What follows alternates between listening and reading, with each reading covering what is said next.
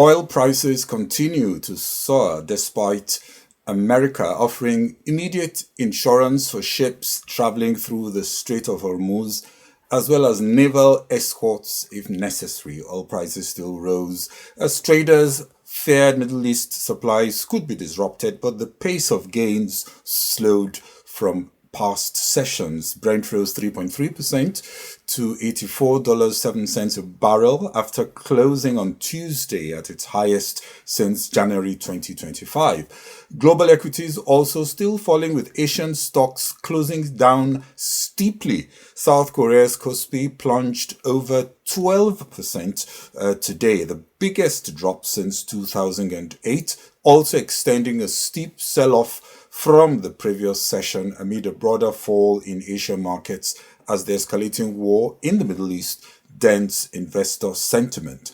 Higher energy prices have led to concerns about higher inflation, higher global bond yields, with less expectations of the Federal Reserve reducing interest rates. The latest with oil prices is that we're seeing an abating somewhat, and markets steadying after an unconfirmed report in the New York Times claiming Iran's Ministry of Intelligence reached out indirectly to the CIA with an offer to discuss terms for ending the war. Goldman Sachs CEO David Solomon, however, still commented that he was surprised at the somewhat relatively benign reaction in financial markets over the conflict in the Middle East, adding that it could take a few more weeks for investors to more fully digest the implications of the ongoing crisis. This morning, European stocks actually opened higher as markets continue to track the war in the Middle East, perhaps expecting an early resolution. As oil prices jump, investors are looking to gold, energy stocks, and reliable balance sheets and dividend payers as alternatives for portfolio protection. The military campaign is good for defense technology firms as the US deploys new weapon systems like one-way drones and advanced intelligence systems for target selection. Middle East war continues to drive flows into safe haven assets, like I said, while the US dollar index has already added roughly 1.7% and nears the critical 100-day threshold. Oil companies and energy exporters could see a windfall. Meanwhile, the most obvious casualty for business could be the airlines and tourism industries, which scrambled to cope with the fallout of an escalating crisis, with 21,300 flights cancelled at 7 major airports, including Dubai, Doha, and Abu Dhabi, leaving tens of thousands of passengers stranded. But some have found an opportunity as companies pay hundreds of thousands of dollars to evacuate their employees from Dubai, with the cost of insurance, private jets, and hiring vehicles soaring. The total cost of evacuating one family with 2 adults and 2 children could be as high as $250,000 for employees who are forced to use private jets, with prices for charter planes roughly doubled what it was last week. Also, the invoice for hiring a taxi or private hire minibus to drive from Dubai to Muscat in Oman or Riyadh in Saudi Arabia could now be thousands of dollars, up from a few hundreds. All this as the available commercial means of evacuation falls short of the sudden spike in demand as countries issue advisories to leave the region using whatever commercial means is available, albeit not affordable. It may still be too early to judge the impact of the Middle East crisis on global growth. The International Monetary Fund First Deputy Managing Director Dan Katz told the Milken Institute Future of Finance Conference in Washington that if there is prolonged uncertainty from the conflict and a prolonged impact on energy prices, he sees central banks being cautious and responding to the situation as it unfolds. Hello, this is Global Business Insights, where we look at the world from a business perspective and bring you news, views, and analysis that helps to bring you up to date on the context. It's no more news that Netflix, following months of discussions, has pulled out of the bidding for Warner Brothers, giving Paramount Global, owned by David Ellison-controlled entities, the opportunity to acquire the studio. Last week, David Ellison attended Donald Trump's State of the Union as a guest of Lindsey Graham and photographed giving a thumbs up alongside the Republican senator. Staff at CNN, part of Warner Brothers, are now digesting concerning news that their network was soon to become part of Ellison's media empire. Paramount's victory in the $100 billion contest for Warner Brothers Discovery now hands CNN to new ownership with strong ties to Trump. Ellison, the 43-year-old son of Oracle billionaire Larry Ellison, has no experience in journalism and is now positioned to control two of America's most prominent news organizations. A recent CNN town hall meeting was described as a very despondent, downbeat occasion as CNN staff fretted over what the future could hold, as the deal could still take months of regulatory review before it closes. Bias in US journalism is almost normal, leading more to lean towards even less objective social media giants for their news. The more honest viewers have come to accept the bias and simply go to news sites that pander to their socio-political preferences, noting that there are also better checks and balances that arise from the sharp difference in perspectives one can expect from a CNN compared to, say, a Fox News. If CNN comes under MAGA in one way or the other, which cannot be ruled out entirely, that can't be helpful for fair and accurate reporting and analysis. Larry Ellison could help to steer CNN from what some see as leftist slant towards a more centrist and global focus, but you never know how the agenda could unfold.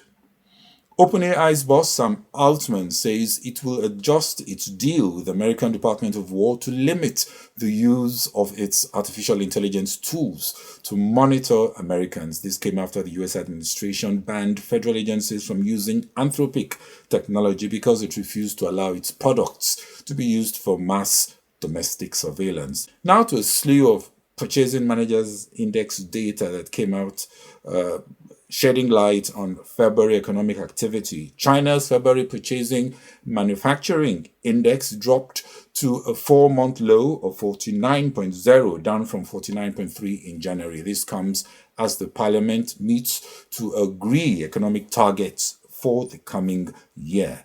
In the Eurozone, the HCOB, that's the Hamburg Commercial Bank Services Purchasing Managers Index, rose to 51.9 in February from 51.6 in January and just above the preliminary estimate. Eurozone services activity expanded at a slightly faster pace in February as demand picked up, though growth remained modest. And in the UK, S&P Global Services Purchasing Managers Index fell slightly to 53.9 last month from January's 5-month high of 54.0.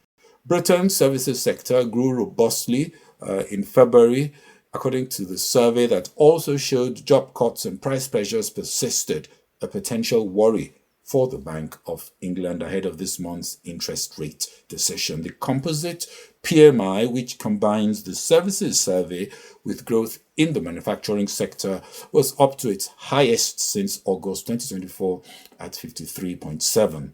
The latest PMI print comes following Finance Minister Rachel Reeves' spring statement, which presented new economic and budget forecasts to Parliament.